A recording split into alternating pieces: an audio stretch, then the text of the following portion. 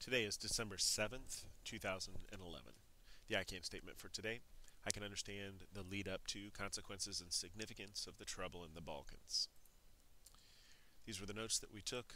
The first 10 minutes or so was to finish up the map that we started yesterday over Southern and Eastern Europe, and also to finish up the worksheet that really kind of reviewed and previewed Chapter 12, both the reteaching side and also the timeline and a couple of terms on the back. Cultural geography of Eastern Europe in terms of the notes and what will be on the test. First, just maps of the area that we're going to talk about. Honestly, what we're really going to focus on is this area here. I had students write down all of these. They don't have to write down the dates, but have the information in order. And then that way on the test, it'll simply be a matter of what happened first, what happened second, what happened third, kind of scramble things up and make sure that people understand just the order of things. Again, not necessarily the dates. Also explain that the Slavic groups can be divided into three sections. This is very significant because a lot of times the United States will talk about a Mexican immigration problem when really what they're talking about is a concern with Latin American immigration. And Latin American is very, very different from Mexican. Just like talking about the Slavic culture, it depends on which area of the regions that you're talking about. Are they Eastern Slavs, Western Slavs, or Southern Slavs? And so just to, again, to kind of point out the differences between each one of these, and then again, the focus that we're going to do today is here on these Southern Slavic people. So make sure that you understand that there's a difference between those three, again, focusing today on the South. And again, this just represents the area that we're going to discuss. Talked about how the Ottoman Empire invaded Europe with some success, even really before it became that strong empire more in the 1400s. By World War I, the Balkan nations from the previous slide here, those nations had won their independence from the Ottomans, but as soon as they gained their independence, Yugoslavia is created right here. When Yugoslavia is created, you had all those different countries then that are kind of under one monarch, one group.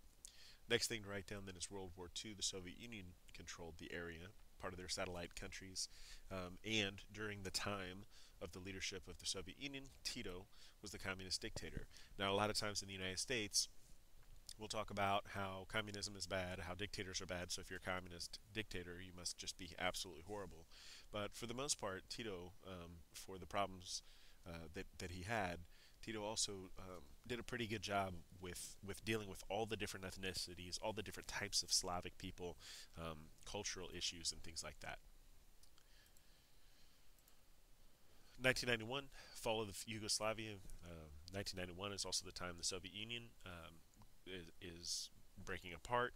As the Soviet Union is breaking apart, the Soviet Union is influencing Yugoslavia. If there's no one else to influence Yugoslavia, then there's a desire to go back to those independent countries. Again, from the previous slide here, all of those countries that are labeled there. So on the test, which are the two countries that declared their independence first? That would be those two. Also on the test, the leader of Serbia from 1989 to 1997, and then of Yugoslavia from 97 to 2000, but we'll get there, Slobodan Milosevic. The reason this is important is if the United States, like we are right now, are having bad economic times, we blame the president. If you have good economic times, then you praise the president. If you have something that happens today, December 7th, and you blame the person that's in charge. And so everything that's happening here in the Balkans region, 1990s, because it's under Slobodan Milosevic's leadership, he's kind of the guy, the go-to guy, the guy that's going to be in trouble.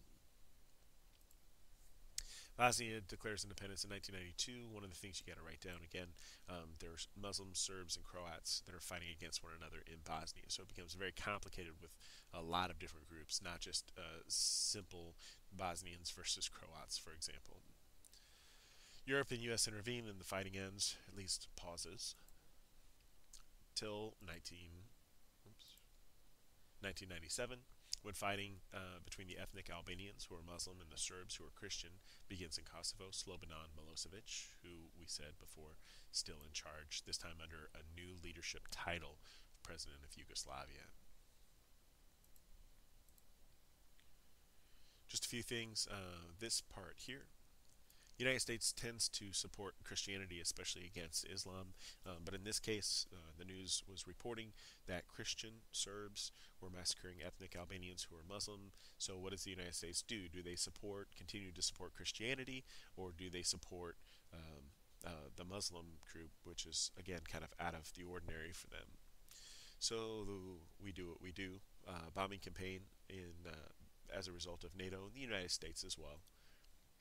Just a map of where those things happen, and then a map of who supported which side.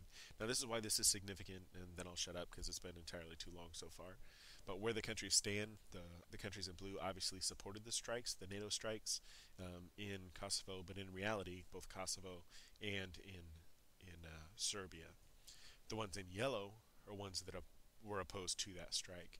Significantly here is you've got Britain, France, and the United States on one side that support it, and Russia and China on the other side that do not. So this could lead up to, is the Cold War really over? And that's going to be a theme for next semester.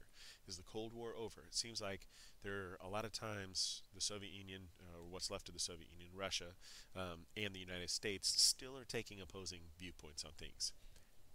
Little trivia, I guess, current events for you.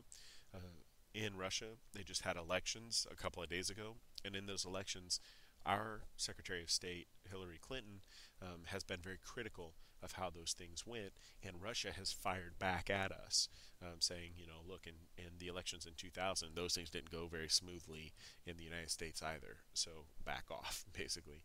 So you've got Russia and China on one side, United States, Great Britain, and France on the other, which is kind of a theme throughout the entire 20th century, and who knows, maybe the 21st century as well.